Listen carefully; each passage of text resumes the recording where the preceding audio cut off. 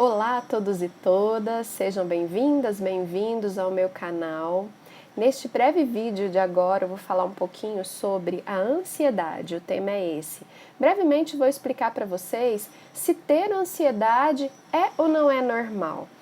Às vezes a gente se preocupa, né? Ouvimos tanto falar que a ansiedade é o mal do século, isso está tão falado, a mídia traz tanto isso, e de fato a intensidade da ansiedade quando experimentada fora daquilo que seria um padrão adequado ali a determinada situação, pode sim ser um grande problema para a vida da pessoa, né?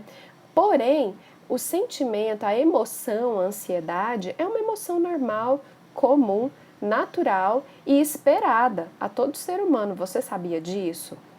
Então, antes de problematizar a sua ansiedade, saiba que um pouco de ansiedade é esperado na nossa vivência pessoal e principalmente considerando todos os fatores contemporâneos, históricos, políticos, sociais, pessoais que a gente vive, tá?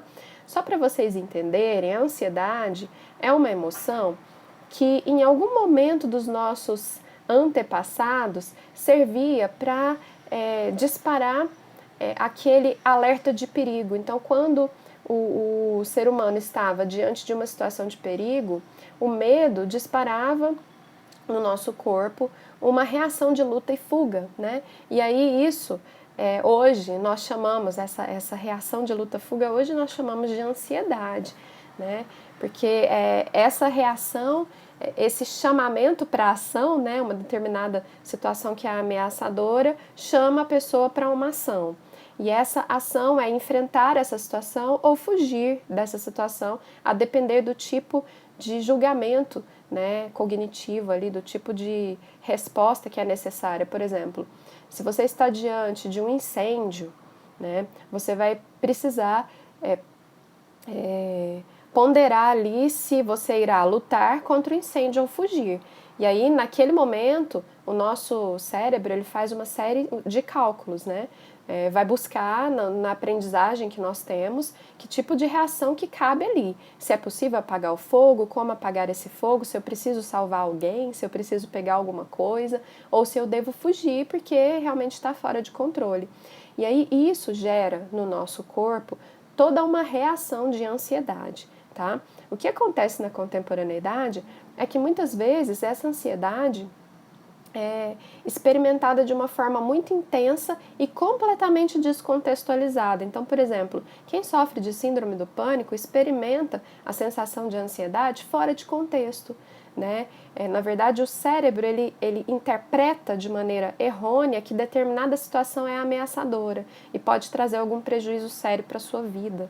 E o que na verdade não acontece. Então, por exemplo, às vezes a pessoa tem uma crise de pânico numa fila do banco, né, ou numa fila, ou dentro de um espaço, dentro de um mercado, por exemplo, ou enquanto está dirigindo. Essas situações, elas são desproporcionais, porque, na verdade, estar na fila do banco por si só não é ameaçador à vida, mas aí, nos caminhos do inconsciente do nosso cérebro, alguma coisa diz para essa pessoa que ela está sob uma ameaça grave, né?